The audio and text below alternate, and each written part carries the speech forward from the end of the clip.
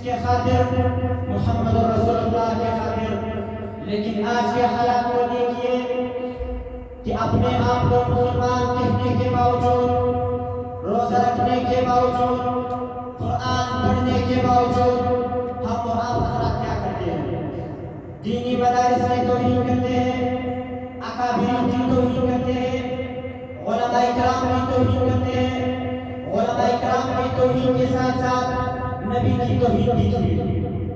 سامعین محترم، عقیدہ ختم نبوت انتہائی خاص دین اسلام کے اساس اور مسلمانوں کا اجتماعی بنیادی عقیدہ ہے۔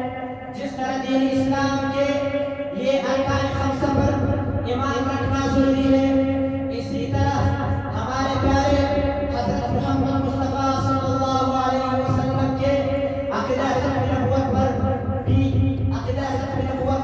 ایمان رکھنا ضروری ہے۔ سامعین